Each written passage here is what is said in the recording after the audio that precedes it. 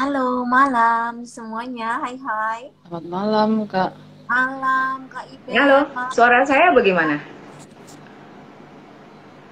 Terus sudah baguskah? Kak Ibet dan Kak Hertina, boleh tolong off cam dulu sebentar? Ada yang harus disetting oleh Kidsya. 2 menit Oke. aja. Terima kasih. Mana ya? Gimana ya? Kok nggak mau ini tempatnya?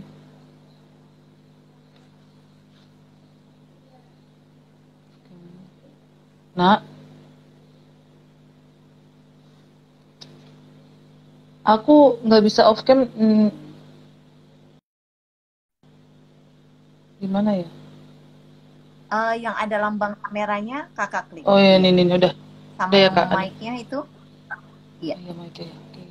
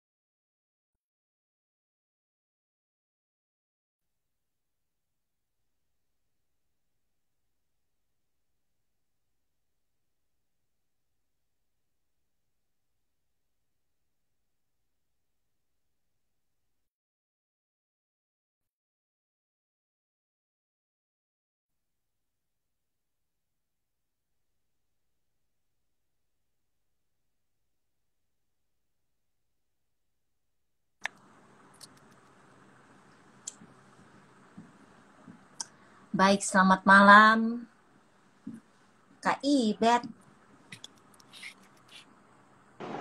Udah boleh? Iya, rupanya settingannya ada yang harus dibuat oleh si Kesia, Ada yang harus. makanya tadi cam dulu. Iya. Oke semuanya, wah sudah banyak nih yang join ya dari tadi silih berganti, ada silih berganti ya kayak musim aja kak, silih berganti. Saya mau menyapa yang sudah join malam hari ini karena saya membuka untuk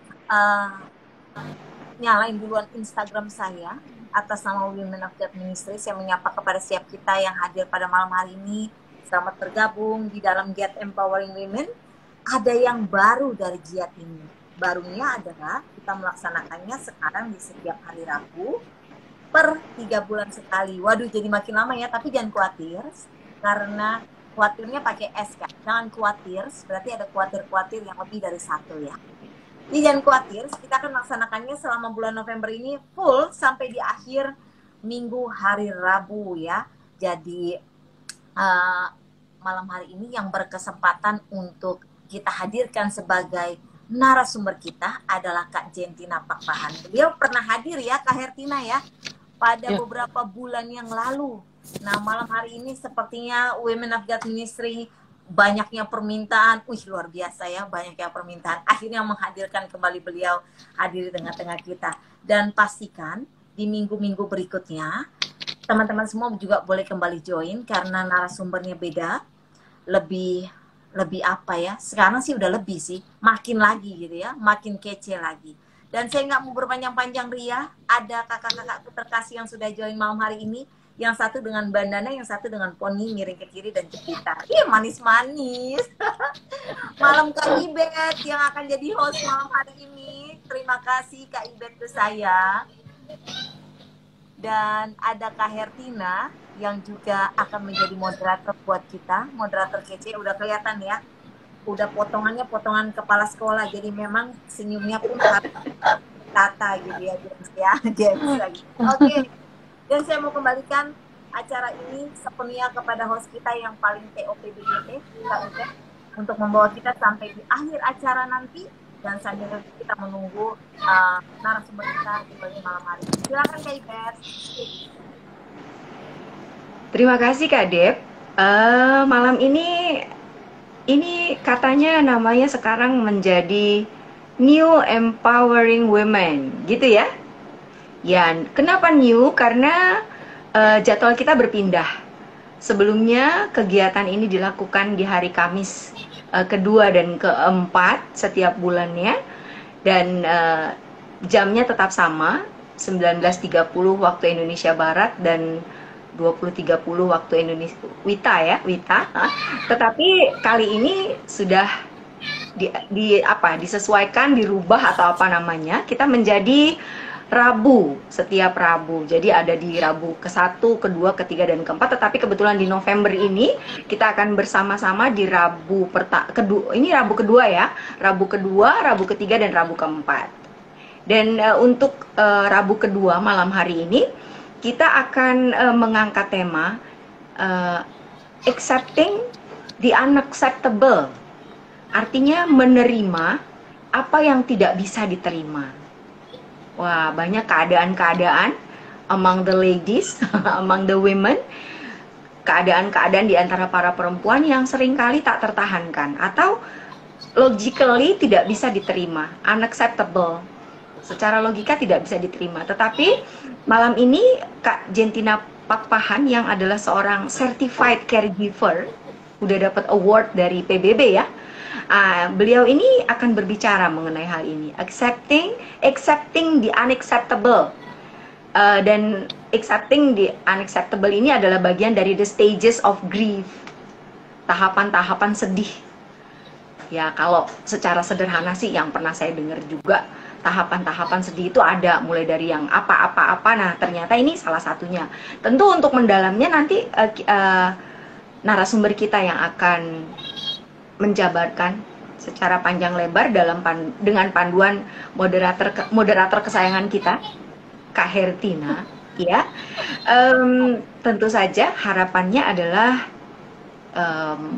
judul ini akan menginspirasi, mengempower kita ya. Kalau yang kebetulan sama, wah iya ya saya juga mengalaminya, wah thank God then ya, apa tuh, seneng lah ya, jadi bisa berguna, bisa disimak dan bermanfaat. Kalau toh misalnya tidak, bisa dijadikan tabungan, next time maybe we got the problem like that gitu ya, kita ada di situasi, kita harus menghadapi yang namanya the unacceptable things itu ya, kita jadi tahu, oh iya udah tahu kok, waktu itu udah dibilangin. Paling gak enaknya adalah rasanya begini ya, begitu barangkali ya. Nah, tetapi kalau udah pernah tahu gitu ya, sudah punya gambaran tentang situasi-situasi mental dan situasi-situasi perasaan kita untuk menghadapi sesuatu yang tidak bisa kita terima, kita akan jadi lebih siap. Ya. Halo. Dan ternyata sudah masuk dengan wajah yang penuh ceria dan bahagia. Selamat malam Kak Jentina. Nggak usah ditanya apa kabar, kalau dari wajahnya sih kayaknya kabarnya baik-baik ya. Apa kabar semuanya? Mohon maaf saya masuknya agak sedikit terlambat karena posisi saya jauh di Bali. Alasan ya. Oke.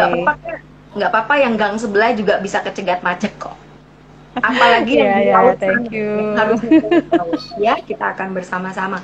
Well, saya rasa tidak usah lagi saya berpanjang-panjang karena narasumber kesayangan kita yang diminta banyak pihak untuk kembali bicara dan berbagi sudah ada di antara kita. Jadi langsung saja saya serahkan kepada kakak moderator kesayangan. Silakan Kak Hertina. Terima kasih Kak Ibe, terima kasih Kak Deborah. Apa kabar di Bali, Kak? Rame. G20 udah. Iya, rame banget. Kemarin mungkin teman-teman melihat ya di beberapa tayangan ada satu pesawat yang besar sekali ya. Itu rame sekali di Gede Instagram. banget. Iya. Jadi memang kondisi saat ini di Bali kami lagi mempersiapkan diri untuk menerima tamu-tamu kenegaraan dan ada beberapa hal yang saat ini sedang dilakukan oleh pemerintah kita untuk membuat acara G20-nya berjalan lancar dan aman seperti itu. Lagi rame ya, jadi keramaian ini tidak membuat apa namanya situasi jadi kacau ya kayak, tapi semuanya sudah dipersiapkan dengan baik ya oleh pemerintah dan keren lah. Aku lihat gambar pesawatnya itu gede banget gitu kan.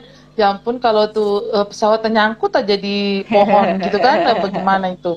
Nah, besar sekali pesawatnya. Oh, tapi jangan salah Kak Hertina, ternyata hal ini itu cukup membuat banyak orang pusing ya, terutama kami orang lokal gitu ya. Karena akhirnya ada PPKM, akhirnya akan ada ganjil genap di Bali nanti mulai tanggal 11. Ya, jadi mau nggak mau tuh akhirnya beberapa orang jadi depresi, stres ya, nggak sampai depresi kok.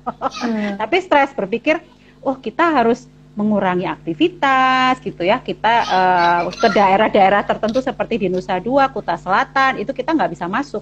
Nanti terutama di tanggal setahu saya itu para presiden baru akan hadir tanggal 13, 15, 16 Nusa Dua itu akan close. Kita nggak bisa ke Nusa Dua. Seperti itu ya, tapi kami secara overall, secara umum kami sangat menyambut baik, kita semua bekerja sama supaya event internasional ini juga bisa jadi dampak yang positif gitu buat Bali terutama, seperti itu. Kita ngomong-ngomong masalah stres nih, depresi. Ini lagi kita bahas nih, soalnya nih beberapa waktu yang lalu ya, teman-teman semua juga pasti, apalagi penggemar TikTok nih ya kan, pasti dengar tentang resesi tahun depan kan, otomatis resesinya belum tahu jadi apa enggak ya kan, kita udah stres duluan, apalagi perempuan. Ada satu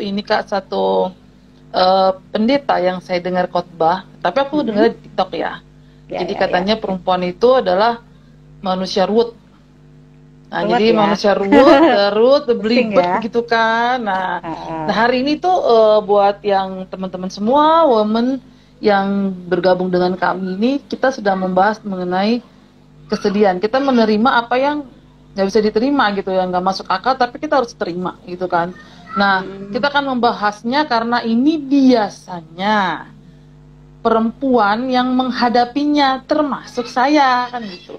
Aku sudah coba baca gitu kan beberapa yang tadi Kak Jentina kirim ke aku ya, dari tadi pagi saya coba baca, dan beberapa memang sudah pernah saya dengar gitu kan mengenai the stage of grief ya Kak, tahapan kesedihan. Nah, tadinya aku berpikir gini, ketika aku sedih ya udah sedih aja, nangis selesai gitu kan. Tapi ketika saya baca gitu kan dengan apa yang Kakak share, oh begini caranya kan gitu. Nah, pertanyaan aku nih Kak, aku yang dialami dengan perempuan mengenai kalau menurut pendapat kita, mungkin kita setuju semua ya, kesedihan pria dengan kesedihan wanita itu beda, pasti beda.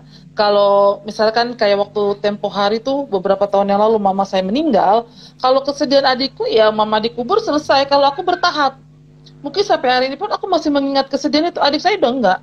Adik saya laki-laki, dan apalagi papa saya ya, udah selesai, dia udah merasa sudah cerai dengan istrinya kan gitu. Tapi kalau saya kan enggak gitu loh. Saya sebagai perempuan tuh kadang dinalar-nalarin ya kan, sedihnya jadi dramatis, jadi film Korea gitu kan. Nah sekarang ini kita tuh, waktu aku membaca hal ini, terus aku lihat bahwa ini salah satu kesehatan mental ya, biar kita selalu waras nih, kita harus tahu cara menghadapinya. Apalagi ada satu pembahasan yang Kak Jen tadi share gitu kan, mengenai kehilangan ya Kak, kehilangan orang yang kita cintai.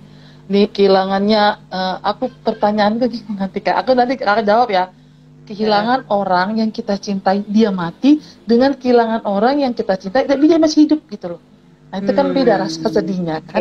Nanti kita bahas itu, nanti itu seru tuh kan gitu. Pertanyaan pertama Kak, the stage of grief. ada 5 ya Kak, ada 5 tahapan kesedihan yang aku tahu ya, maksudnya yang saya tahu ada 5 tahapan kesedihan. Nah kita mulai dulu dari the stage of grief-nya itu Kak, dibahasnya 5 tahap kesedihan itu apa saja, lalu mana yang duluan. Aku sih sudah sedikit memahami ya Kak, tapi kalau Kakak sendiri yang langsung menjelaskan mungkin akan lebih lagi gitu loh, karena ini kita pakai berpikir. Oke, silakan Kak. Berpikir. Thank you sebelumnya. Saya senang sekali bisa hadir kembali ya di IG Live bersama dengan Women of God Ministry. Selamat malam dari Bali buat semua yang menonton secara live malam hari ini. Perkenalkan, mungkin yang baru pertama kali kenal dengan saya. Nama saya Jentina. Saya tinggal di Kota Denpasar, Bali, dan saya adalah seorang guru. Dan saya menganggap diri saya sebetulnya adalah pembelajar sepanjang hayat. Jadi kata belajar itu tidak ada matinya ya. Karena malam hari ini pun sebenarnya kita belajar. Bukan dari teori tetapi berdasarkan sharing dan pengalaman. Jujur saya ingin sekali berbagi tentang hal ini karena begini teman-teman perempuan yang luar biasa. Kerap kali kita itu suka miskonsepsi ya antara stres yang dibuat sendiri ya sama yang beneran stres. Nah, itu ada bedanya ternyata. Nah, malam ini secara spesifik kita akan membahas sesuatu yang dekat dengan kehidupan kita. Saya setuju tadi dengan kata pernyataan ya yang dinyatakan oleh Kak Hertina. Stresnya perempuan sama laki-laki beda tuh gitu ya. Nah, spesifik malam ini kita mau bahas yang ala-ala perempuan gitu. Kenapa? Karena menurut riset yang terbaru ya, ternyata orang-orang yang berdasarkan ini ya case ya, aku nggak ngomong semua loh, mungkin yang di dalam ruangan ini di IG Live enggak lah ya, yang luar sana lah gitu ya. Itu justru yang paling mudah untuk tertekan, stres, depresi dan segala macamnya itu adalah memang kaum perempuan. Why? Karena secara hormonal kita memang didesain itu pakai perasaan. Itu dulu yang harus dipahami. Logiknya itu kadang kita tuh kalau disuruh berpikir ya secara logik wah luar biasa. Tetapi selalu kebanyakan mayoriti itu adalah mendahulukan perasaannya dulu gitu ya. Aku nggak mau pakai bahasa yang berat-berat ya. Hari ini kita ngobrolnya ala emak-emak gitu ya. Nah, jadi karena itulah kita perlu belajar mengontrol perasaan. Nah, jadi sebenarnya itu yang kita mau bahas. Nah, kalau tadi mungkin juga yang membaca judul kenapa kita bicara tentang grief, duka, kehilangan, ternyata itu adalah salah satu aspek terbesar yang membuat orang bisa stres, bisa depresi, bisa kehilangan kepercayaan diri. Nah, dari hal-hal inilah akhirnya ada satu teori yang muncul. Nah, saya mau cerita. Kalau ini saya harus baca ya, saya nggak mau salah. Ada seorang ahli yang bernama Elizabeth Kubler-Ross. Aku nggak tahu aku salah baca apa enggak ya, takutnya salah gitu. Nah, dia itu membuat atau menciptakan satu teori yang bernama The Five Stages. Sebenarnya sekarang ada 7, bukan 5 lagi, ada 7. Tapi kita mau bahas yang 5 aja. The Five Stages of Grief itu ada di dalam bukunya di tahun 1969, jadi cukup lama ya teori ini dipakai di kalangan teman-teman psikologi. Nah, di bukunya yang berjudul On Death and Dying, nah di situ tuh si Elizabeth itu secara jelas itu membuat konsep. Nah, konsepnya itu konsep reaksi kita ketika kita mengalami kehilangan. Itu sebabnya saya tidak memakai kata duka. Karena kehilangan itu luas sekali aspeknya ya. Tapi kita bicara tentang kehilangan. Nah, dari apa yang dia tulis di dalam bukunya tentang kehilangan, itu memunculkan begitu banyak hal. Ya. Dan ternyata itu realistis gitu loh. Nggak cuma di tahun 69, tapi juga sampai hari ini, sampai detik ini, itu juga masih terjadi. Ada harapan yang hilang, ada keinginan yang tidak terjadi, ada begitu banyak hal. Nah, lalu secara persisten, jika ini terus-menerus terjadi, bayangkan ya, trauma kehilangan itu bisa menyebabkan kita itu masuk dalam satu lingkaran. Ada lingkarannya, yaitu yang disebut the five stages of grief. Kadang-kadang kalau kita beruntung ya, gitu ya, melalui 5 stage atau 5 hal ya, 5 kejadian ini, itu ada hal yang nantinya justru bisa membuat kita bertumbuh. Aku mau bicara itu dulu. Oke. Apa itu 5 tangga gitu ya, kalau kita bilang 5 hal yang ditulis oleh Elizabeth. Yang pertama adalah menyangkal. Kebanyakan orang ketika mereka mengalami suatu kehilangan, hal pertama yang mereka lakukan adalah menyangkal. It happens to me too. Jadi nggak cuma Anda yang melihat ya, aku juga mengalaminya. Kapan itu terjadi? Oke, saya akan berbicara secara sedikit. Nanti kita akan bahas lebih dalam tentang apa itu menyangkal. Menyangkal itu bisa berupa yang terlihat sama yang dirasakan. Jadi itu yang akan saya bicarakan malam ini. Apa yang dilihat sama apa yang dirasa, ada 2 hal ya. Nah, stage yang kedua itu adalah marah. Jadi setelah menyangkal, biasanya orang itu akan jadi apa? Marah. Dengan situasi, dengan kondisi, dengan orang gitu ya. Itu yang biasanya terjadi. Dan itu ditulis di bukunya Elizabeth. Lalu yang ketiga, biasanya apa yang terjadi? Membandingkan. Benar nggak? Ayo, setelah menyangkal, enggak, kejadian ini sebetulnya tidak seperti, gitu ya, intinya begitu. Oh, ini nggak ada gitu ya. Lalu marah. Bisa marah pada diri sendiri, bisa marah pada orang lain, bisa marah pada situasi kondisi. Yang ketiga adalah membandingkan. Coba, nah nanti itu ada panjang nih pembahasannya ya. Lalu yang keempat adalah depresi. Ya, jadi depresi itu biasanya sudah masuk ke tahap keempat ketika kita mengalami kehilangan. Nah, setelah 4 hal ini bisa kita lewati, barulah ada yang namanya acceptance atau penerimaan. Jadi ada 5 tahap nih yang biasanya terjadi ketika orang mengalami kehilangan. Kita bicara itu dulu ya Kak Ertina ya. Kita ulang ya. Biasanya apa yang terjadi ketika orang mengalami kehilangan dalam hal apapun? Yang pertama adalah menyangkal. Yang kedua adalah marah. Yang ketiga adalah membandingkan. Yang keempat biasanya apa? Depresi. Baru yang kelima nih, kalau udah dilewati 4 tadi, baru bisa accept, terima. Nah, kita akan bicara tentang itu. Tadi pertanyaannya baru di situ ya. Oke Kak, kita lanjutkan atau Kak Hertina mau kasih input dulu tentang tadi yang saya sampaikan? Lanjut ya, oke. Nah, sekarang kita mau lanjutkan secara spesifik. Kebayang ya, kalau misalnya kita ada di situasi seperti itu. Saya akan coba memberi contoh. Nanti Anda akan bisa membandingkan.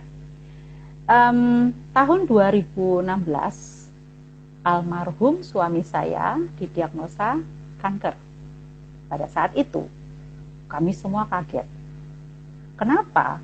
Karena yang bersangkutan tidak pernah sakit apapun. Beliau itu juga termasuk orang yang sangat menjaga kesehatan, gitu ya, nggak ngerokok, pokoknya hidupnya sehat lah, begitu ya singkatnya. Nah, jadi pada saat kami menerima diagnosa kanker di tahun 2016, jujur kita shock berat. Apa yang terjadi?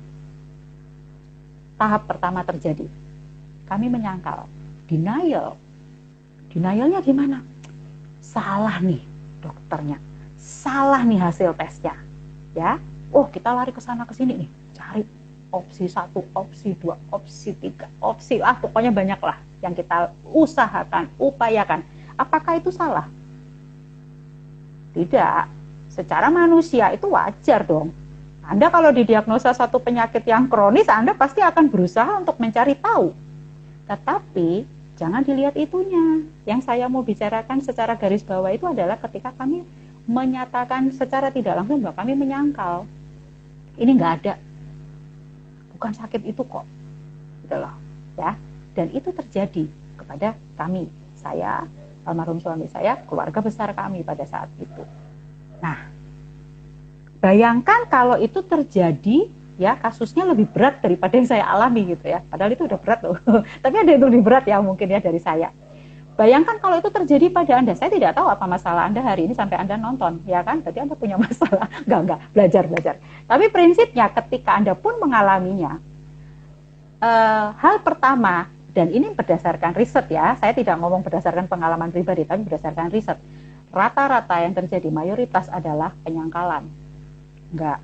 Ketika seorang ibu atau seorang ayah mendapatkan diagnosa anak Anda autis, apa yang terjadi? Wah, kehilangan itu rasa percaya diri anak gue gitu kan. Hari ini anak yang gue nanti-nantikan, misalnya dia menunggu anak itu sekian puluh tahun misalnya gitu ya, dan ternyata anaknya didiagnosa autis. Coba bagaimana? Apa yang dilakukan pertama kali? Denial. Enggak, anak saya itu cuma speech delay aja. Nah, itu contoh ya, saya nggak bilang hari ini Anda yang ada di hadapan saya juga mengalami itu. Tapi ini if kalaupun Anda sedang mengalaminya, ayo kita sama-sama mengevaluasi apakah kita ada di tahap itu, di tahap menyangkal. Nah, sekarang kita mau bicara lagi nih soal menyangkal sebelum kita masuk. Jadi, menurut bukunya si Elizabeth itu ada konsistensi elemen yang terjadi antar tahapan. Proses dukanya ya, itu akan berbeda pada setiap orang. Ini menjawab pertanyaannya Kak Hertina. Kalau kehilangan suami atau kehilangan pasangan karena meninggal sama kehilangan pasangan karena satu hal yang lain, pasti dukanya beda. Mau saya jawab? Tidak, sama dukanya. Oke, saya luruskan ya. Nggak ada yang berbeda, sama dukanya. Kenapa saya bisa jawab seperti itu Kak Hertina? Kami punya community ya, yang itu adalah kumpulan para single mom. Kalau di sini ada yang nonton single mom, saya mau cerita ya. Ada loh, sesama single mom itu bisa saling membandingkan. Kamu tuh lebih enteng, dalam hati gue enak aja lo ngomong gitu ya.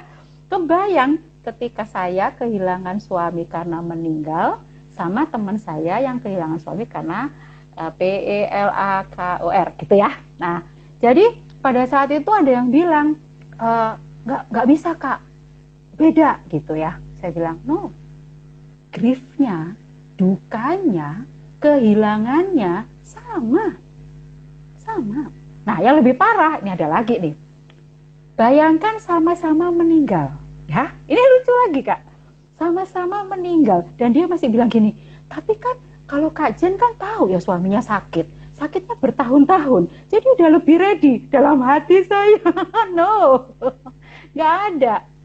Sahabat perempuanku, tidak ada yang namanya kehilangan itu rasa sakitnya beda-beda. Ajaib. Sama kok. Sedihnya, lukanya, kita tidak ingin dong ditinggalkan oleh orang terkasih kita dalam hal apapun, dalam bentuk apapun, dengan alasan apapun, karena rasa dukanya itu sama. Itu sebabnya ini juga pembelajaran loh buat kita para perempuan, belajar untuk accept orang ketika bercerita tanpa berasumsi ya. Ketika kita ada orang cerita, nggak usah dipersepsi lu tuh lebih ringan dari gue. Apalagi kayak gini, misalnya Kak Ertina curhat ya. Ini kita ngomong penyangkalan ya. Saya termasuk nih. Dia lagi punya masalah, cerita nih. Terus kita tuh di dalam otak kita udah kayak gini. Alah, masalah kayak gitu aja. Ya kan? Terus kita ngomong lagi. Kak Her, masalahmu itu gak ada apa-apanya sama masalahku. Ini orang mau curhat gitu kan. Terus Anda bilang masalahmu tidak lebih berat dari masalah saya. Dia tutup telepon dong. Males gitu ya. Nah, coba ya. Ini pembelajaran juga buat saya. Saya berhenti untuk berasumsi ketika saya mendengarkan orang. Saya tidak pakai pikiran saya belajar untuk dengarkan saja dulu. Karena belum tentu kekuatan orang menghadapi kehilangan itu sama, Kak. Ya, berbeda-beda. Jadi nggak bisa dipersepsi kalau kehilangan suami karena meninggal, nih contoh aja. Atau kehilangan suami karena bukan meninggal, pasti beda. Pasti lebih ringan kalau yang meninggal karena sakit. Sini ketemu saya. Nanti saya ceritain ya, gimana saya mengatasi duka saya selama 7 tahun terakhir. Nggak ada yang mudah. Nah, tapi kita mau kembali lagi. Berarti di fase yang awal-awal waktu suaminya Kak Jen meninggal, Kak Jen juga menyangkal. Yes, saya menyangkalnya begini. Kayaknya nanti kalaupun meninggal pasti semua akan baik-baik aja. Kemarin waktu dia hidup semua baik-baik aja. Nah, itu contoh ya. Nah, saya mau bicara sekarang. bayangin kalau misalnya orang yang bersangkutan itu punya masalah kecemasan atau yang kita sebut anxiety. Mix ya, ada anxiety, ada depression. Waduh, kebayang nggak tuh? Udah punya masalah diri sendirinya begitu, lalu mengalami kehilangan. Apa yang terjadi? Trauma. Ya, itu yang akan terjadi. Ketika seseorang menghadapi trauma, wah itu bisa ada banyak hal yang mungkin akan terjadi setelahnya gitu ya. Karena ini contoh kasus misalnya perkosaan. Ya. Seseorang kehilangan harga dirinya. Seseorang kehilangan hal yang paling utama bagi seorang perempuan gitu ya. Nah, itu depresinya berat. Traumanya pasti sangat berat. Efeknya apa? Banyak. Saya sudah melihat beberapa teman yang mengalami hal itu. Efeknya macam-macam gitu. Tapi yang pertama yang terjadi adalah denial. Denialnya gimana nih contoh ya? Tadi saya sudah sampaikan bahwa kita akan bicara dari dua sisi ya, dari setiap tahapan. Kita bicara denial yang kelihatan dulu. Nah, contohnya nih, apa yang terjadi? Avoid. Enggak. Berusaha untuk menghilangkan, gitu ya, menyangkal, ya kan? Yang terlihat apa? Orang yang denial biasanya akan terlihat shock. Kelihatan kok dia shock. Diceritain apa aja dia akan dikit-dikit trauma gitu loh. Dengar suara apa gitu, dengar ini apa gitu ya. Kagetan misalnya kayak gitu. Kalau yang orang-orang yang oh ya saya teringat ada kasus waktu itu yang gempa bumi, ingat ya waktu itu ya teman-temannya di Lombok dan sekitarnya tuh saya tuh punya teman-teman yang kalau dengar duduk-duduk gitu aja langsung, atau gempa yang kecil gitu langsung shock gitu.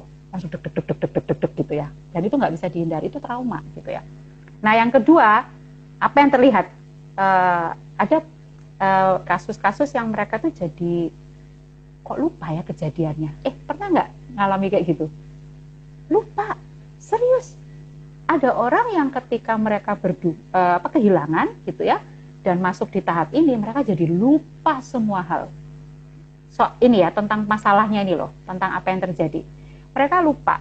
Dan biasanya yang terlihat adalah mereka jadi orang yang kebingungan, bingung.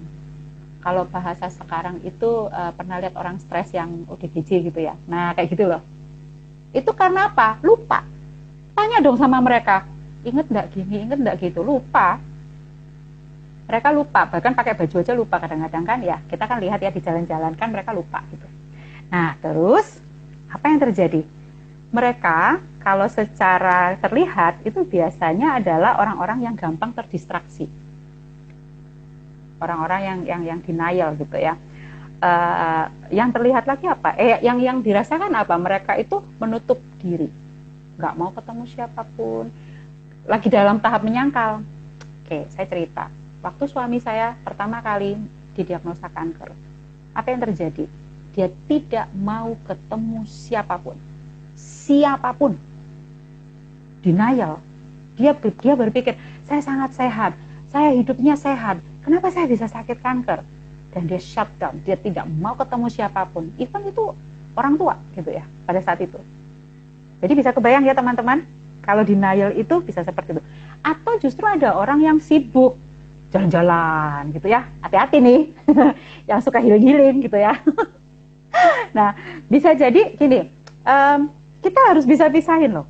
Orang ketika punya masalah kehilangan dan bodoh gitu ya, gue mau lepasin gitu ya. Ini enggak seperti itu, dan mereka bepergian atau memilih untuk berkata I'm good, I'm fine, nggak ada apa-apa. Jadi yang terlihat itu bisa macam-macam. Jadi jangan dikira kalau orang yang kelihatan gila ya di Instastory-nya jalan-jalan mulu gitu ya. Jangan salah, jangan-jangan dia lagi denial. Dia lagi berusaha melupakan masalahnya dengan berjalan-jalan gitu ya, atau dia sibuk banget gitu.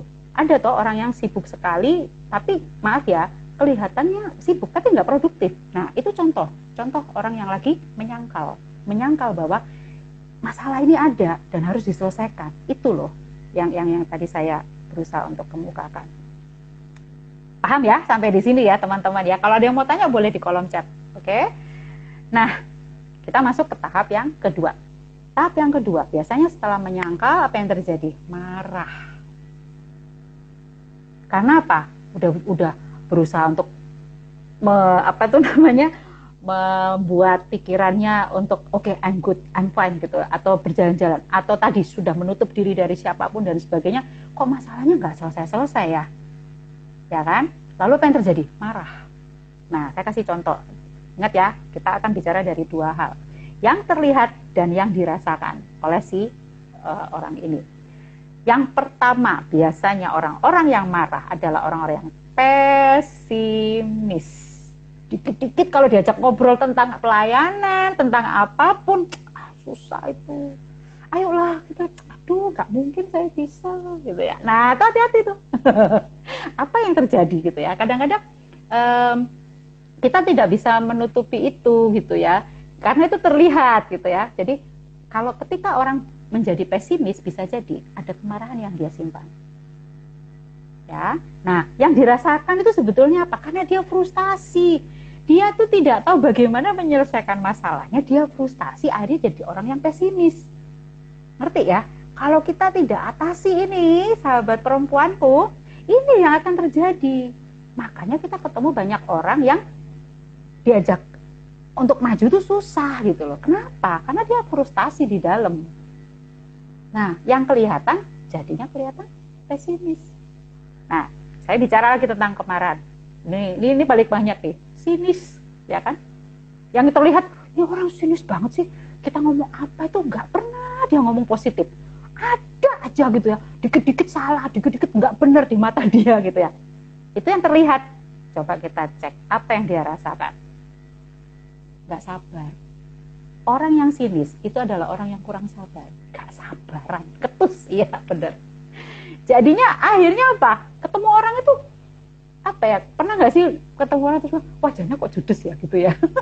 Padahal sebenarnya gak judes. Dia lagi apa sih? Ada masalah. Dia gak tahu cara menyelesaikannya dan dia marah. Karena dia marah, dia jadi orang yang sinis. Dia jadi ketus. Dia jadi nggak suka lihat orang lain itu lebih dari dia. Ngerti ya? Jadi kalau ada orang seperti itu, jangan dijauhin, disayangi. Dia lagi marah, dia butuh mengeluarkan marahnya. Begitu loh. Pahit, iya benar. Aduh, kasihan. Jangan suka minum teh pahit dong. Nah, yang ketiga nih, biasanya yang terjadi itu apa? Sarkas. Sering nggak ketemu orang-orang yang kalau ngomong itu sarkastis gitu ya? Ya lu sih nggak telat ya, cuman gue udah nunggunya 2 jam sih, nggak apa-apa sih gitu ya. Itu sarkas banget ya. Nah itu yang terlihat. Nah coba kita cek apa yang dirasakan. Ternyata orang-orang sarkas itu karena mereka itu seringkali diabaikan, tidak dihargai, makanya dia jadi sarkastis.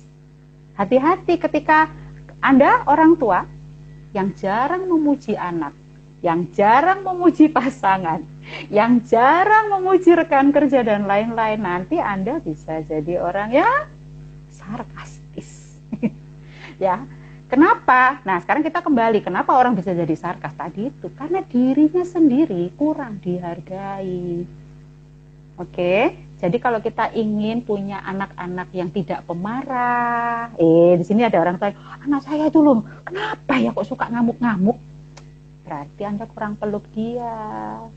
Ada satu teori secara psikologi, peluk anak itu sehari berapa kali? Ayo, saya mau tanya. Coba dijawab di kolom chat.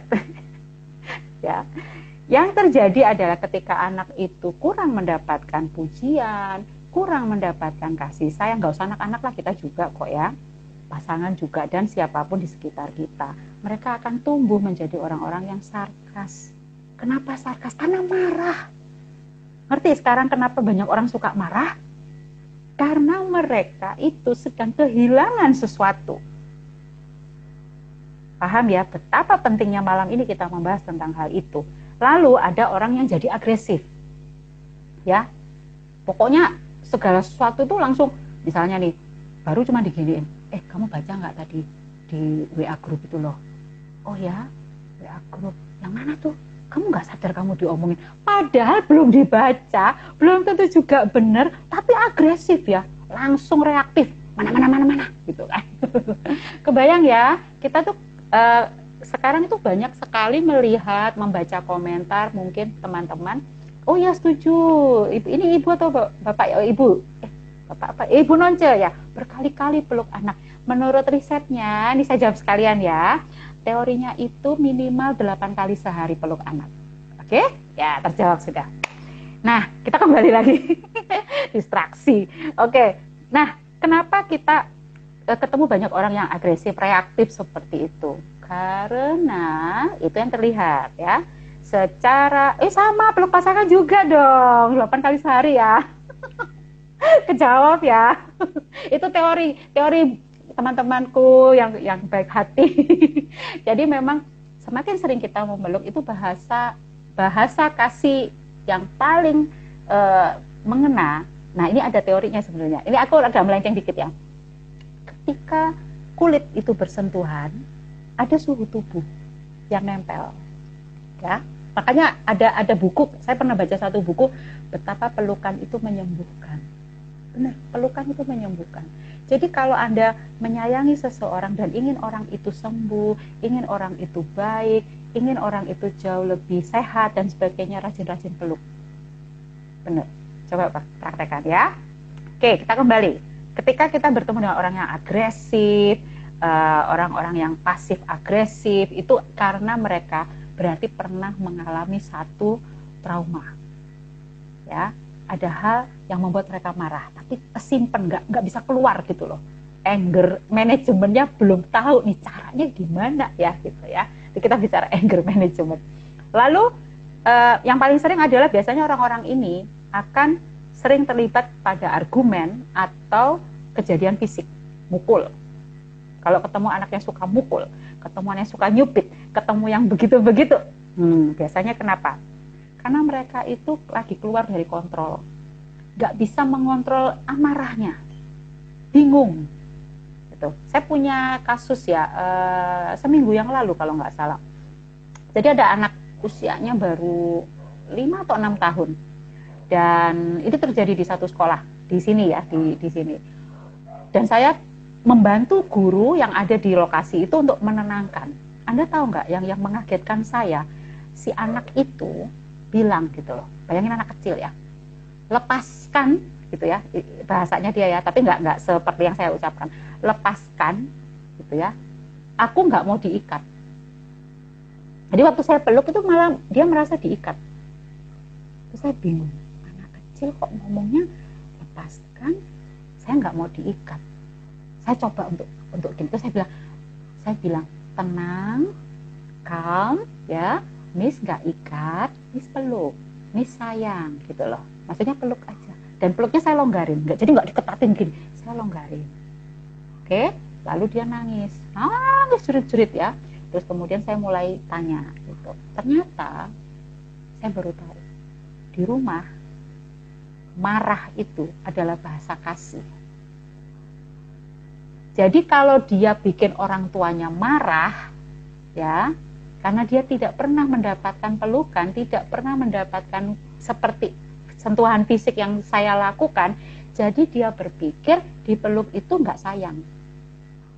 Yang namanya sayang itu kalau dimarahin. Kebayang ya? Kasihan ya? Nah, ini koreksi juga buat kita orang tua. Bagaimana kita memperlakukan anak-anak kita? Apakah dengan kemarahan? Ataukah dengan kasih sayang? Nah, sayang itu bukan berarti nggak tegas ya, harus ada disiplin, harus ada konsekuensi, tapi bukan berarti lalu kita membiarkan anak-anak kita tidak menerima kasih yang seharusnya mereka dapatkan. Apapun alasannya, Anda orang tua jangan suka ngeles gitu ya, kan kita juga sibuk, kita kan juga begini, kita juga begitu.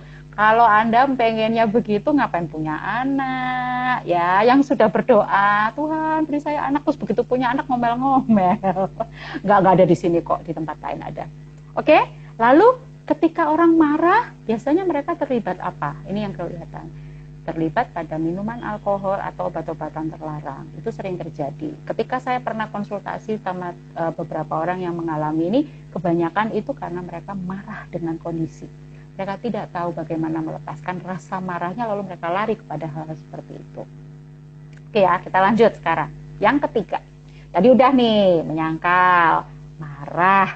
Nah, ini yang sering kejadian sama para perempuan, tahu nggak apa? Membandingkan. Ya kan? Coba dulu aku nggak nikah sama dia. Coba dulu aku tuh mau sama si pilot yang itu. Dicontoh ya, contoh, bukan curhat. Ya, jadi jadi kita sering seperti itu, membandingkan fokusnya ke masa lalu. Tuh, biasanya itu yang terjadi yang ketiga setelah kita nggak tahu, udah berusaha menyangkal nggak bisa, marah pun percuma. Biasanya tuh, coba, tahu nggak? Itu yang terlihat ya. Tahu nggak asalnya dari mana? Rasa bersalah. Saya mau cerita tentang ini. Ini bagian dari apa yang saya alami. Waktu pertama kali almarhum suami saya sakit, gitu ya, diagnosanya bukan kanker. Diagnosanya pada saat itu adalah TBC. Nah, sebagai istri yang baik, saya tanya, saya cari tahu. Oh, kalau untuk itu obat wajib ya, tapi protein harus diberikan. Jadi setiap hari Anda tahu nggak yang saya kasih itu apa? Protein, istilahnya protein tinggi ya. Karena saya mengasihi almarhum suami saya. Anda tahu kalau Anda yang pernah ada keluarga atau diri sendiri mungkin punya penyakit kanker. Musuh kanker itu apa? Protein. Jadi kebayang ya, selama sekian bulan saya memberikan protein yang bagus, yang baik untuk suami saya. Dasarnya apa? Kasih. Saya mencintai suami saya kasih protein. Begitu saya tahu dia kanker, dan saya tahu protein itu adalah musuhnya kanker, Anda tahu apa yang saya alami? Hancur hati saya. Hancur sehancur-hancurnya. Dan saya masuk di tahap ini loh. Saya masuk di tahap ini. Saya merasa bersalah. Ketika suami saya meninggal, Anda tahu kenapa saya lama pulihnya? Karena saya merasa bersalah. Saya merasa saya yang membuat dia akhirnya meninggal. Saya kasih makan protein terus sih. Ya. Oh, waktu itu terjadi. Nanti saya cerita tuh bagian fase depresinya. Ini belum nih, baru merasa bersalahnya. Awalnya dari situ. Saya menyangkal, saya marah, saya masuk di fase ini. Itu overthinking. Kepikiran, gue stres, merasa bersalah, kepikiran, nggak bisa tidur. Ayo, siapa di sini yang insomnia? Ya, stres, overthinking, dipikirin, pokoknya dipikirin, semua hal dipikirin. Tahu nggak kenapa? Karena malu. Orang yang suka overthinking, orang yang suka khawatir, nih dengerin ya, biasanya mereka itu adalah orang-orang yang takut dipermalukan atau sudah punya rasa saya salah, saya gagal, saya malu dengan diri saya atau malu dengan orang lain. Jadinya mereka overthinking. Lalu apa yang terjadi kemudian? Nah, ini biasanya kalau udah merasa membandingkan dengan masa lalu, masa depanku juga pasti buruk nih gitu ya. Lalu sudah overthinking, tahu nggak yang biasanya terjadi? Membandingkan diri dengan orang lain. Wah, ini lebih parah. Coba saya jadi Kak Hertina gitu ya. Lalu menyalahkan diri sendiri. Yang parah adalah ketika sudah menyalahkan diri sendiri, nyalain siapa? Orang tua saya sih, bukan orang kaya gitu ya. Wah, sudah orang tuanya nih kena. Lalu kemudian siapa lagi yang kena? Endingnya siapa? Nyalain yang di atas. Kenapa Tuhan ciptakan saya di keluarga yang kayak gini, hancur-hancuran? Ya. Jadi kalau ada orang yang merasa seperti itu, terlihat seperti itu, Anda tahu sekarang, oh dia begitu, karena dia sedang menyalahkan dirinya sendiri. Ya, blame, membandingkan. Lalu, kalau sudah membanding-bandingkan, apa yang terjadi? Nah ini luar biasa, jadi cenayang, memprediksi masa depan. Sudahlah, masa depanku, sudah saya tidak ada harapan. Kemarin itu baru aja, Kak Hertina, saya punya teman ya yang masih muda, masih usia 25 kayaknya ya. Dan dia bisa tulis status kayak gini loh. Gelar kuliah. Oh gini, oh enggak sorry. seandainya uang bukan masalah, nih ya, dengerin ya, ini menarik sekali. Seandainya uang bukan masalah, hari ini aku sudah jadi ahli sejarah, hari ini aku sudah jadi ahli filsafat. Bagus banget Kak. Tapi itu bukan aku. Saya baca kan kaget ya, masih muda loh ini kok bisa ngomong kayak gini ya. Saya tanya, why? What happened? Terus dia bilang apa? Iyalah, gak mungkin Mam, kalau manggil saya Mami gitu ya. Gak mungkin Mam, gak mungkin aku bisa jadi seperti itu. Saya bilang, all things are possible. If you trust, kalau kamu percaya, semua itu mungkin. Terus dia bilang, not for me. Waduh, saya dengarnya tuh sedih. Ini orang muda kok bisa ngomong kayak gini. Saya jadi ngetek, oh iya, tahu nggak kenapa? Dia takut. Dia takut dengan masa depan. Orang-orang yang merasa bahwa saya cukuplah begini-begini saja, hati-hati loh. Itu tanda bahwa dia sedang takut dengan masa depan.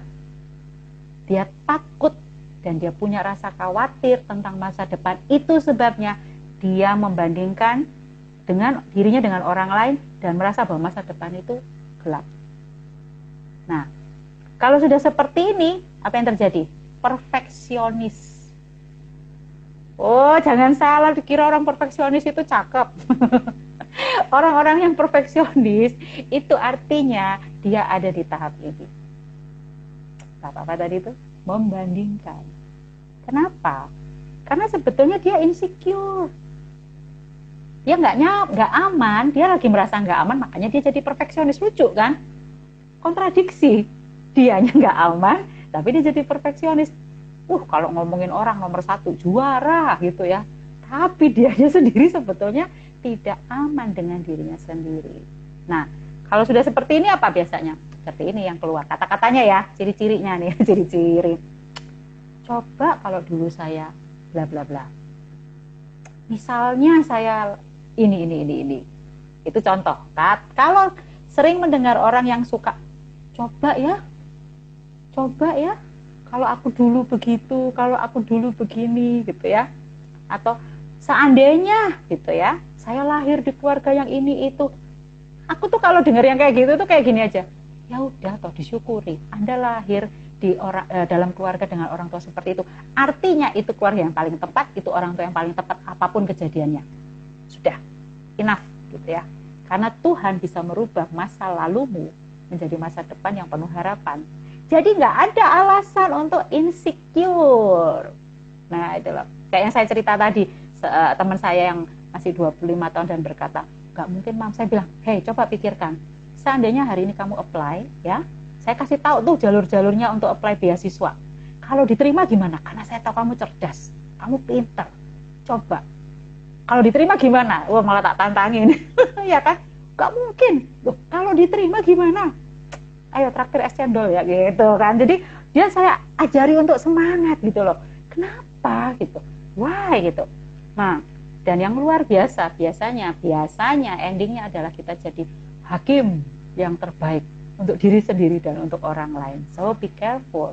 Kalau Anda di tahap yang ketiga yang membanding-bandingkan ini, endingnya yaitu Anda jadi orang yang membandingkan masa lalu, membandingkan masa depan, pokoknya semuanya dipikirin, di overthinking. Nah sekarang kalau ada yang susah untuk tidur ya, saya kasih tahu bisa jadi Anda di tahap yang ini. Belum beres berarti. Kalau ada yang bilang, enggak aku udah move on, no, belum. Anda masih di tahap 3. Masih PR ini ya. Oke, sekarang kita bicara tahap yang keempat. Tahap yang keempat adalah depresi. Oke, kita bicara tentang depresi itu ada tahapannya juga ya. Depresi yang saya kasih yang sederhana banget ya, saya nggak mau pakai bahasa, soalnya di sini ada psikolog juga tuh nonton, saya tahu. Nah, ada depresi yang memang harus menggunakan penenang atau obat tertentu yang itu harus dikeluarkan oleh ahlinya ya, jangan minum obat-obatan sembarangan ya. Obat penenang itu hanya bisa dikeluarkan oleh psikiatri. Jadi kalau Anda asumsi, kata teman saya pakai ini, pakai itu, jangan, nggak boleh ya, nggak boleh. Harus konsultasi dulu. Nah, tapi saya bicara depresi minor, yang paling umum gitu ya, yang sering dialami gitu ya. Nah, saya kasih tahu nih, kalau ada yang tanya depresi itu kayak apa sih Kak? Contohnya, 1, perubahan tidur dan makan. Ada yang biasanya tidurnya cakep ya, 8 jam gitu ya. Ini mah terus-terusan nggak bisa tidur. Atau yang makannya bisa sehari 3 normal lah ya 3 kali, terus asupannya bagus gitu. Tiba-tiba dia nggak doyan makan. Atau kebalikannya, dulu dia makannya dikit, kok tiba-tiba sekarang makannya banyak. Nah, perubahan ini itu adalah ciri-ciri atau tanda-tanda menuju depresi. Oke? Nah, sekarang kita mau cek. Itu yang terlihat. Apa yang terjadi di dalam? Tahu nggak kenapa orang-orang itu berubah? Dia sedih. Seseorang dengan kesedihan yang luar biasa, itu akan terlihat secara fisik. Dari mana? Dari cara dia tidur dan dari cara dia makan. Kelihatan kok. Jadi kalau melihat orang yang kayak gitu, kita harus nanya. Kita harus perhatikan. Dia biasanya makannya oke. Dia biasanya tidurnya bagus. Dia biasanya normalnya begitu gitu. Kok tiba-tiba berubah? Sometimes itu karena dia lagi sedih. Sedih banget yang nggak bisa terkatakan. Ya. Yang kedua, biasanya orang-orang seperti ini tuh gampang lelah. Punya kelelahan yang kalau kita kerja 12 jam atau 14 jam misalnya ya karena lembur atau apa ya wajar lah kita lelah gitu ya. Ini itu yang lelahnya bukan karena sakit, bukan karena tuntutan fisik yang melebihi normal gitu ya, tapi dia itu nggak ngapa-ngapain pun lelah gitu loh. Bayangkan, pernah nggak ada seperti ada yang ngalami? Nggak usah angkat tangan. Kalau Anda mengalami itu, artinya adalah yang ada di dalam, tahu nggak? Yang dirasakan orang-orang ini, saya juga pernah ada di titik ini kok. Jadi nggak usah malu, saya juga pernah ada di titik itu. Sebetulnya kita ingin menghilang. Jadi ketika kita ada di tahap, aduh lelah, pengennya tidur aja, nggak mau ngapa-ngapain, itu artinya Anda ingin menghilang. Itu tahapan depresi loh. Orang yang jarang ketemu orang lain, nggak mau kumpul-kumpul dan sebagainya, ya itu biasanya adalah tanda-tanda menuju depresi. Nah, yang ketiga, aku udah jawab sendiri itu yang ketiga, menghindari interaksi sosial. Nah, tadi toh karena pengen menghilang, ya kan, telepon, cuy, gitu kan, wes, yuk kita jalan-jalan gitu kan, gue traktir dah gitu. Oh dia enggak lah. Gitu. Tahu nggak kenapa? Itu yang terlihat ya, kalau orang yang menghindari interaksi sosial. Yang terjadi di dalam dirinya sebetulnya adalah dia merasa dia sudah tidak bisa ditolong lagi. Sedih kan? Udah sedih, merasa tidak tertolong. Udahlah. Jelek katanya begitu, sudahlah. Gak bisa berubah situasi. Dengan cara apapun gak bisa. Nah, yang keempat, tidak punya motivasi lagi. Untuk diri sendiri tuh loh. Untuk makan aja udah males. Untuk hidup itu rasanya udah, ngapain gua hidup gitu ya. Nah, kenapa seperti ini? Sudah kehilangan harapan. Udah sedih, merasa gak bisa ditolong, sudah kehilangan harapan. Ya, lanjut. Biasanya yang terjadi adalah nangis. Gak peduli cowok, gak peduli cewek, ya. Terutama cowok, ya. Nangisnya itu bukan nangis biasa. Yang gak ada apa-apa pun bisa nangis gitu. Saya pernah ada di titik ini, saya harus mengakui itu. Lagi di KFC, gak ada apa-apa, gitu ya. Dan itu air mata tumpah terus gak bisa berhenti. Detik itu saya tahu nggak apa yang terjadi ketika orang sudah di titik yang itu, nggak bisa nangis, itu artinya apa? Kecewa, udah sedih, merasa tidak bisa ditolong, sudah kehilangan harapan, kecewa. Sudahlah, memang saya itu tidak bisa ditolong, memang saya tidak bisa lagi untuk maksudnya gini, saya tidak layak untuk dikasihi, sudah kayak gitu loh di titik itu. Nah, lanjut ya. Biasanya ada kasus-kasus yang mereka lari ke obat-obatan terlarang atau alkohol gitu ya. Ini sudah apa? Sudah kewalahan, udah nggak bisa nahan, overwhelmed. You know what happen? Kalau ini diteruskan, bunuh diri. So, biasanya kasus-kasus bunuh diri itu terjadi ketika masuk di tahap 4. Itu sebabnya sarannya adalah ketika kita tahu ada teman-teman yang mengalami hal seperti ini, tolong ditemani. Temani saja. Kenapa? Karena kalau tidak ditemani, kita akan berhadapan dengan kasus yang lebih rumit lagi. Percobaan bunuh diri, melakukan hal-hal yang amit-amit ya, sampai kriminal dan lain-lain itu terjadi biasanya di tahap ini. Ini itu tahap paling krusial di tahap 4 itu. Nah, apa yang terjadi? Pada saat di tahap seperti ini, biasanya ya, ini yang saya alami pribadi. To be honest, yes, saya pernah coba bunuh diri. Dan itu nggak enak. Jadi buat teman-teman yang nonton, udah Kak, saya kehilangan harapan, saya tidak tahu harus bagaimana, saya rasa Tuhan pun tidak sayang sama saya. Dengarkan baik-baik ya. Kalau hari ini engkau masih bernafas, artinya Tuhan peduli. Saya paham kok, karena saya pernah ada di titik itu. Ketika kamu merasa tidak ada orang yang peduli denganmu, saya cuma mau bilang satu hal. Kamu nonton ini, itu tanda Tuhan sayang kamu. Kalau kamu tidak disayang sama Tuhan, gak ada yang gerakin untuk Anda melihat tayangan malam hari ini, atau ada di live, atau nanti pada saat Anda melihat ini di streaming dan lain-lain ya, di siaran ulang. Ketika orang melakukan percobaan bunuh diri, sebetulnya dia tidak ingin mati. Itu yang saya rasakan. Saya nggak pengen mati kok. Yang saya inginkan cuma satu, lari, pergi, nggak pengen lihat dunia lagi. Itu aja, cuma salah caranya, ya kan? Pikirnya kalau sudah melakukan seperti itu tuh beres, gitu loh. Ternyata enggak, masalah baru.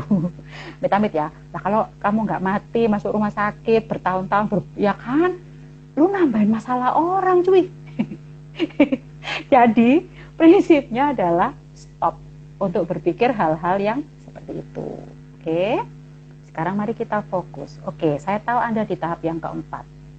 Lalu apa yang bisa kita lakukan? Yuk kita lihat sekarang. Oh sorry, kita lihat kayak gitu ada tayangan. Kita dengar ya. Tahap yang kelima. Nah ini yang luar biasa. Acceptance. Di tahap yang kelima, acceptance yang dimaksudkan di sini itu belum memaafkan kalau Anda benci sama orang. Belum. Tetapi di tahap ini, Anda sudah mulai menyadari penuh apa yang terjadi. Kalau bahasa sehari-harinya tuh kita nyebutnya mindfulness gitu ya. Mindfulness behaviors. Nah, kalau saya lebih memakai istilah apa? Sadar diri penuh itu, teman-teman perempuanku, bukan hanya fokus kepada diri sendiri, tapi menyadari bahwa ketika kita mengetahui masalah kita tahu bahwa kita tidak bisa melakukan atau membereskannya ini sendirian, kita perlu seseorang. Kita perlu sesuatu, ya kan? Nah, kalau Anda orang yang beragama, berarti cari kemana? Cari ke? Yes. Nyebutnya bebas, mau Tuhan, mau universe gitu ya kalau orang sekarang ya. Tetapi prinsipnya adalah Anda tahu ada pribadi yang luar biasa yang mencintai Anda, yang mengasihi Anda, tidak lari ke tempat yang lain, lari ke sana. Oke? Itu acceptance. Oh, saya sadar, saya punya masalah, saya tidak bisa lakukan ini sendirian, saya perlu pertolongan. Itu loh tahap kelima. Ketika kita menyadari bahwa kita tidak bisa sendirian, yes, you are loved. Ketika Anda tahu bahwa saya harus melepaskan ini, pada saat itu Anda sudah di tahap yang kelima. Yang pertama tadi apa? Sadar. Yang apa yang dirasakan? I am good enough. Saya cukup. Saya dikasihi. Saya dipedulikan. Itu dulu. Aku tahu ada orang yang mengasihi aku dengan sepenuh hidupnya. Bahkan sampai di kayu salib. Ketika kamu ingat itu, rasanya gimana? I'm enough. Saya boleh punya banyak masalah, tapi I'm enough. Saya cukup, ada yang bantu saya. Ada yang sayang sama saya. yang nggak punya gebetan, malam ini saya kasih tahu ya, ada yang sayang sama kamu. Oke? Jadi nggak usah sedih.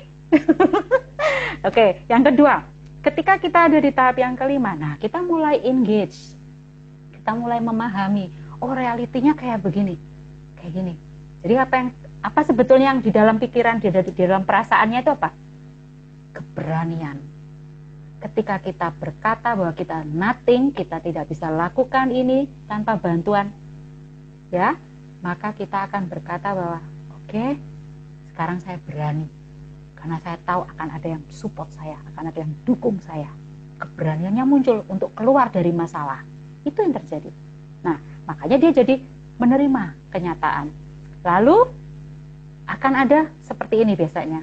Oke, semua bisa gagal, tapi saya kasih tahu ya. Ini satu quote yang saya paling suka. Yang bicara ini Edwin Louis Cole. Ya, kayak yang suka baca bukunya Edwin Louis Cole pasti tahu kata-kata quote ini. Seorang pemenang bukan tidak pernah gagal, tapi seorang pemenang itu tidak pernah menyerah. Oh, itu menguatkan saya banget tuh. Kalau saya lagi drop gitu ya, saya ingat kata-kata itu. Seorang pemenang bukan tidak pernah gagal. Berarti semua orang pernah gagal. Ya, baca dong kitab suci kita. Tetapi seorang pemenang tidak pernah menyerah. Ya, gitu. Terus apa yang terjadi? Kita mulai memvalidasi. Oke, ini ada masalah. Oke, otaknya kan udah mulai beres nih ya, udah mulai tenang. Jadi mulai bisa dipilah-pilah. Oh, masalahnya ini. Saya bisa kok nyelesain ini pelan-pelan. Oh, saya ingat saya pernah punya teman namanya Kak Ibet. Saya boleh dong datang sama Kak Ibet konsultasi, ya kan? Udah mulai kayak gitu, yang tadinya close the door gitu kan. Nah, sekarang mulai open the door ya. Ayo Kak, aku mau ngobrol, aku punya masalah kayak gini. Lalu dikasih jalan nih pelan-pelan ya, seperti ini ya. Ayo kita bantu. Lagi kalau ketemunya sama Kak Deborah, waduh, sudah deh. Saya akan memberi waktu saya doakan Anda. Wah, bisa kayak gitu kan sama Kak Deborah ya. Panjang. Terus kemudian, apa yang terjadi setelah itu? Yang paling penting ketika kita sudah ada di tahap kelima, kita menyadari fokus kita hari ini. Stop berpikir tentang masa lalu yang banding-bandingin tadi loh. Coba dulu, coba seandainya gitu-gitu ya, itu sudah berhenti. Anda fokus kepada masa kini. Anda yakin bahwa hari ini cukup. Ada satu ayat yang saya suka, ya, kesusahan hari ini cukup, ya hari ini aja gitu loh. Besok itu ada kesusahannya sendiri. Jadi ngapain kamu mikirin kesusahan 2000 tahun lagi gitu ya, capek amat gitu kan. Jadi mending fokusin hari ini. Contoh hari ini ya, saya kerja nih tadi pagi. Hujan teman-teman. Oh my God gitu kan. Dan saya kehujanan, celana basah. Padahal masih harus ngajar. Di jalan saya udah kepikiran, waduh ntar gimana nih gitu ya. Tapi saya mikir, kalau saya nggak datang, kasihan anaknya. Kalau saya datang, tapi saya apa? Basah. Terus aku mikir, gimana caranya? Pergi nggak gitu ya. Saya pergi dengan situasi basah. Tapi saya ingat di ruangan itu ada 2 AC, ya kan?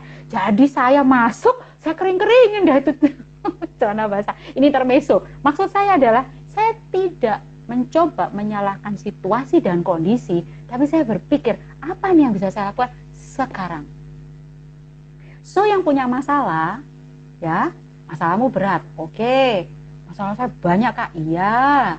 Tapi ketika Anda di tahap kelima bisa accept dulu yang ada di dalam ini loh, di accept dulu, Anda akan melihat bahwa masalah itu sebetulnya bisa di discrete trial training kalau di ilmu saya.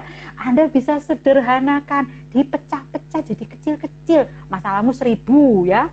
Nah, apakah 1000-nya harus selesai 1 hari? Nggak bisa. Selesai. Mana yang dipilih? Yang paling terbesar. Oke.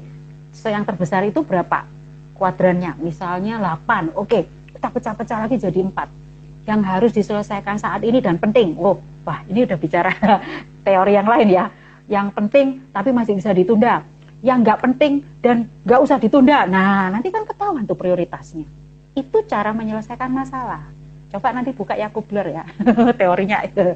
Lalu kemudian, apa yang terjadi setelah kamu berada di fase ini, Anda akan menjadi orang yang punya self compassion. Jadi kalau ada orang yang bilang self love, oke, saya tegasin nih sekarang soal self love. Self love it means self compassion. Anda memahami diri Anda menyayangi diri Anda, tetapi bukan berarti Anda jadi orang egois yang nggak pedulian sama orang. Ya, itu bukan self love. Self love itu self compassion. Kita punya welas asih. Ketika Anda melihat orang lain, itu Anda berpikirnya adalah saya ingin orang lain itu diperlakukan sama seperti saya ingin diperlakukan. Nah, itu loh self compassion, lebih tepat ya, self compassion. Lalu yang kemudian Anda setelah ada di tahap 5, Anda menjadi orang yang apa? Yang sangat toleran dengan emosi apapun. Oke, saya marah nih, saya marah. Kalau yang sebelumnya kan masuk tahap 3 tadi marah aja ya. Kalau yang dimasuk tahap 5 apa? Ketika, emang nggak bisa marah lagi kalau udah di tahap 5. Siapa bilang ya bisa marah lah gitu ya. Tapi di sininya udah beda. Mikirnya sama hatinya sudah berbeda. Yang Anda pikirkan adalah tadi, oke saya marah. Kenapa saya marah?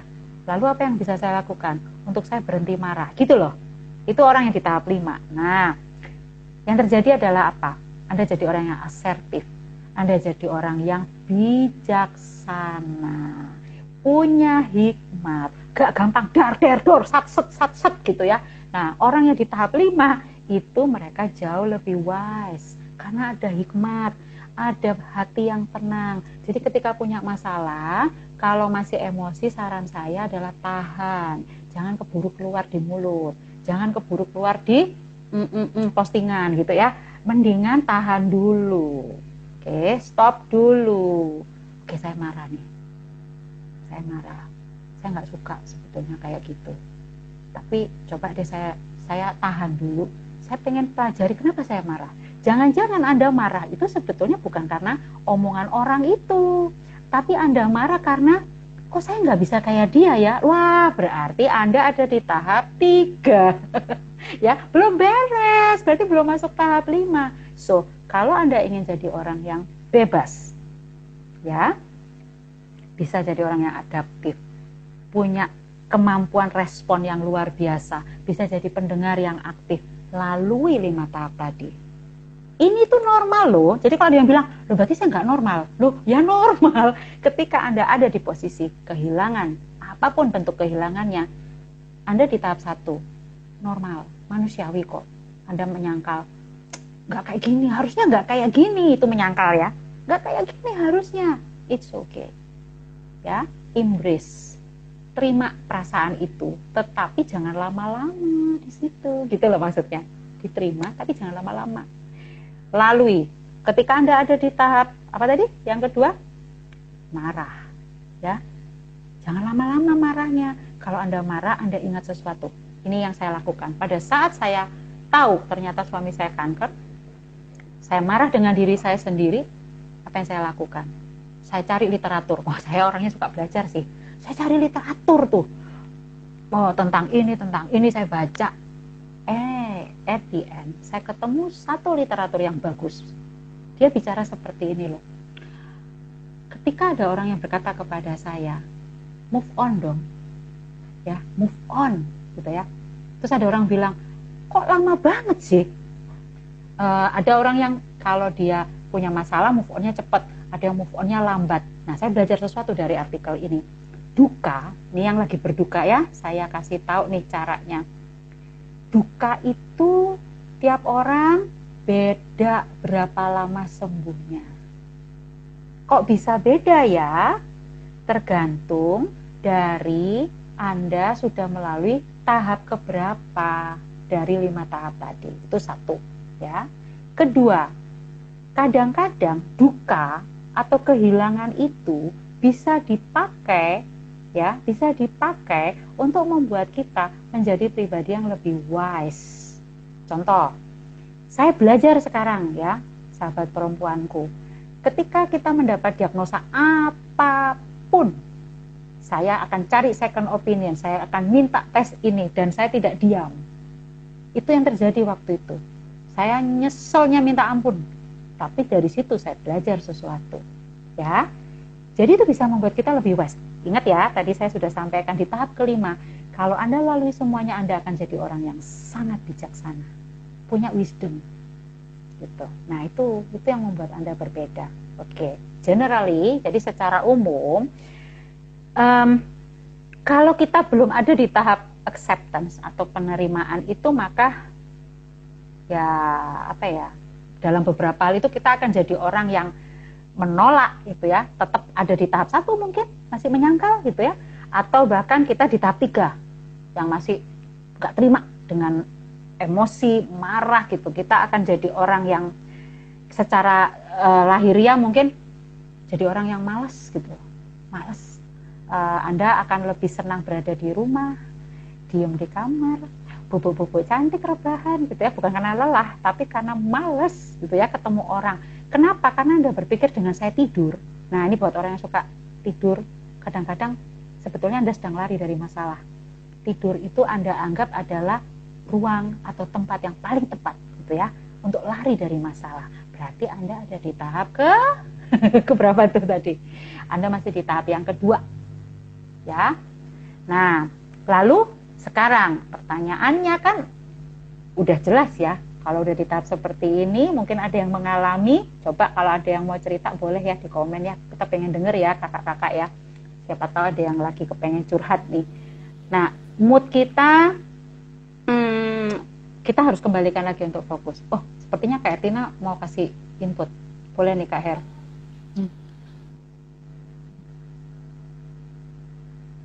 Suaranya kok nggak kedengeran Kak? Halo? Suaraku kedengeran nggak? Ya, sudah. Sip. Nah. Oke, terpukau sekali dengan apa yang disampaikan oleh Kak Jen ya. Jadi sambil Kak Jen ngomong, mikir sendiri, gue di mana ya kan gitu. Kita di mana nih posisinya?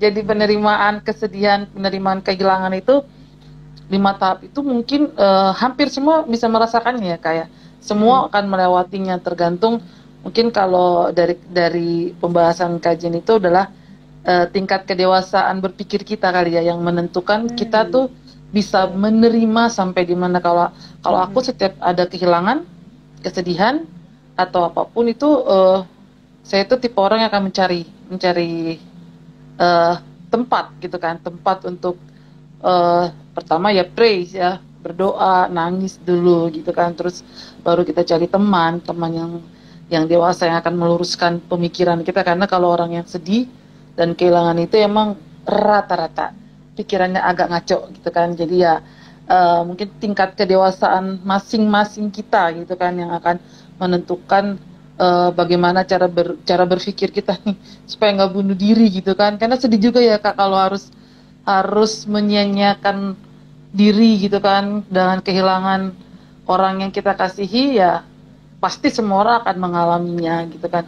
Dan Kak Jen tadi sudah sangat menjawab ya apa yang kita tahu dari kelima tahapan kesedihan. Semoga ini yang menonton kita hari ini mungkin ya ada yang berpikir itu kayak gue gitu kan, itu kayak kayak temen gue tuh gitu. Kalau misalkan tuh rekan-rekan perempuan, oh itu kayak temen gue butuh, kirimin aja video ini, share ke dia, suruh join, call me, call us gitu loh. Semuanya aktif pasti yang menonton itu teman kita semua kan, teman kita. Jadi pasti sudah tahu nih mau hubungin siapa. Kalau aku adalah kalau lagi sedih aku akan japri gitu loh. Aku akan japri ke orang yang lebih dewasa menurut saya loh gitu kan, yang bisa kalau ngomong sama beliau otak saya waras gitu, tetap dalam tingkat kewarasan yang sangat baik gitu kan. Karena kayak aku ya Kak, kita sama-sama single ya Kak, maksudnya single cantik gitu. Oh, single cantik, maaf ya.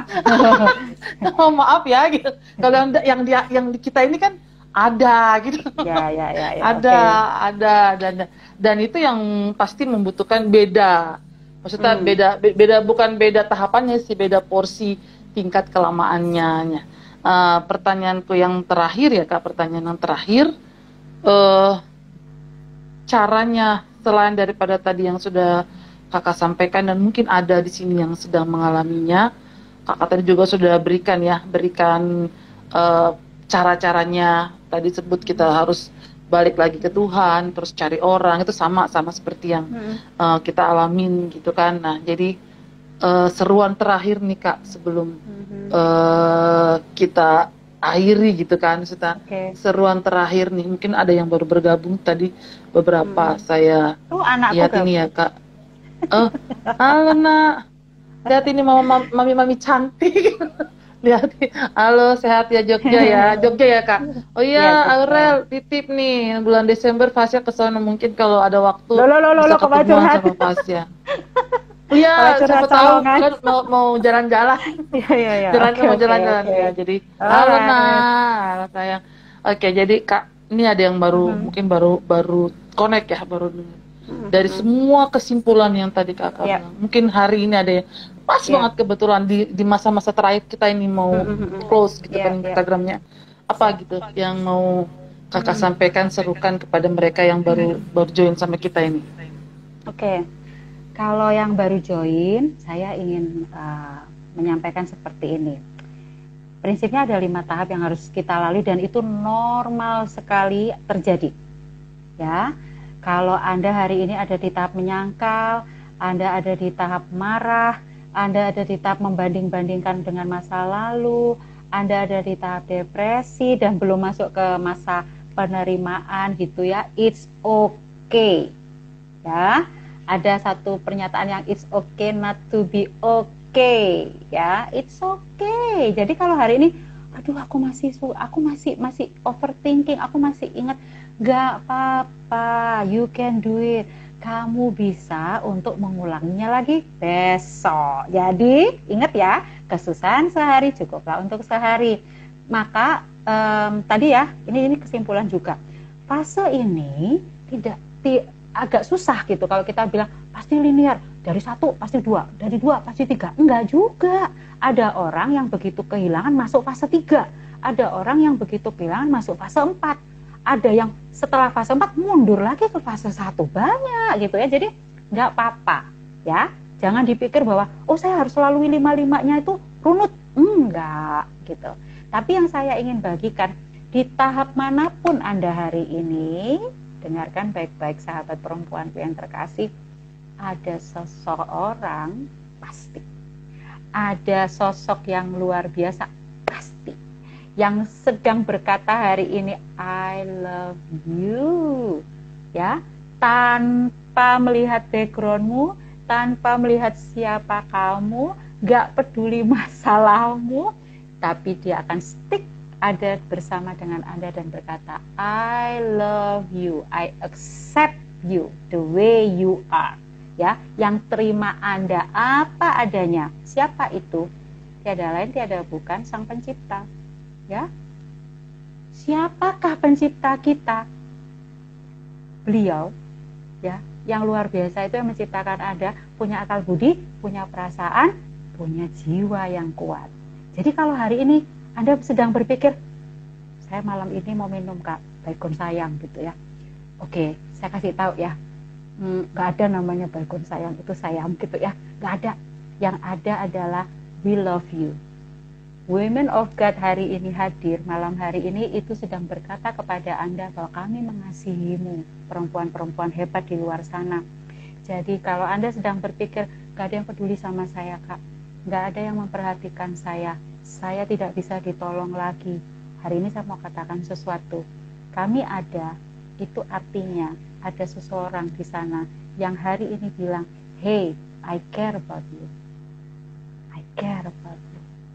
Mau dimanapun, mau kehilangan apapun, percayalah bahwa semua tahapan ini diizinkan untuk membuat Anda menjadi orang yang berhikmat, yang punya kebijaksanaan. Aku percaya bahwa melalui apa yang Anda dengarkan, lihat malam hari ini, Anda jadi orang yang jauh lebih wise. Oh ternyata yang punya masalah nggak cuma gue gitu ya, ternyata banyak ya gitu ya. Ternyata semua orang juga melalui fase itu ya. Berarti saya tidak sendirian, saya tidak gagal. Oh ya, aku kok kayak feeling ya, ada yang ngomong hari ini saya orang gagal. No. ngono. Ingat ya, pemenang bisa gagal, tapi pemenang tidak pernah menyerah. Aku tutup dengan kata-kata itu ya Kak Her, and closingnya adalah I love you. I love Ya. you. I love you. Dan kalau hari ini ada yang butuh dipeluk, kalau yang hari ini ada yang butuh dipeluk, let me hug you. Let me hug you. Oke, we love you, we hug you. And kita percaya bahwa malam hari ini Anda semua diberkati, Anda semua dikasihi, Anda semua akan menang dalam apapun yang jadi persoalanmu. Oke? Thank you, Women's of God Ministry. God bless you all. Kak, terima kasih banyak Kak untuk statementnya hari ini. WOG ada untuk kalian semua. Haleluya. Jadi jangan sungkan-sungkan. Aku mau dengar nih statementnya dari Kak Deborah nih. Silakan Kak, sekaligus aku serahkan acara ini kembali kepada Kak Deborah dan Kak Ibit. Silakan Kak. Yang pertama tentu mau terima kasih banyak buat wanita yang luar biasa yang selalu Sama-sama. dari setiap wordingnya kan yang keluar dari mulutnya. TOPBGT, thank you so much untuk kajian paparan Welcome Kak. menyampaikan paparan yang luar biasa buat setiap kita. Saya terberkati, tentu yang menyaksikan juga pada malam hari ini baik di Instagram maupun di YouTube juga sama terberkati. Kak Jentina sehat selalu, terus berkah, dan Amin. tentunya bisa ketemu lagi Kak di kesempatan. Dan untuk kita semua ya, terima kasih untuk kesertaan teman-teman wanita malam hari ini. Tak lupa untuk host yang super kece malam ini dengan warna hitam ya, Women in Black. Thank you Kak Ibet untuk nge-host acara malam hari ini, dan juga untuk Kak Hertina tentunya moderator kita yang kritis banget kalau ngasih pertanyaan itu ya, luar biasa. Ibu Wakil Kepala Sekolah, terima kasih. Dan saya kembalikan acara ini tentu kepada host kita yang luar biasa, Kak Ibet, silakan. Iya, terima kasih banyak Kak Jentina. Jadi di stage manapun Anda sekarang, kendalikan dirimu. Jangan biarkan stage-stage itu yang mengendalikanmu. Kontrol dirimu, ya. Begitu ya Kak Jen. Kalau kita biarkan kita get immersed, kalau kita biarkan kita tenggelam di sana, makin buruk nanti. Tarik nafas, ketahuilah engkau berharga. Ketahuilah yang berbunyi di kepalamu belum tentu itu benar. Cerna dengan logika yang ada padamu. Pikirkan di stage manapun Anda sekarang. Syukur-syukur kalau sudah di acceptance ya, sudah bagus. Kendalikan diri. Tapi kalau toh belum, ingat. Tahapan itu bisa kita lewati. Bisa kita lewati. Karena Sang Khalik yang punya hidup kita tidak pernah membiarkan kita itu dicobai lebih dari yang kita mampu atasi. Seperti itu ya. Masih pengen panjang-panjang, tapi ini sudah malam. Kita sudah kelewat dari waktu kita yang sebenarnya karena keasikan. Terima kasih banyak Kak Jentina. Dan untuk seluruh perempuan yang sudah bergabung di IG Live malam hari ini, juga di YouTube mungkin ya sudah bergabung di sana. Semoga ini menjadi wacana baru buat kita. Para perempuan, kita berharga. Jangan biarkan apapun keadaanmu sekarang mengendalikanmu. Tapi kendalikan keadaanmu. Kita harus menang karena kita pemenang, gitu ya. Coba terus, berusaha terus. Well, saya sampai merinding, I don't know what to say. Tapi yang jelas terima kasih buat semuanya. Kita jumpa lagi Rabu depan di waktu yang sama dengan tema yang tentu tidak kalah menarik dari malam hari ini. Diberkati semuanya. Have a blessed rest and have a blessed evening. Goodbye guys. Bye. Bye. Thank you.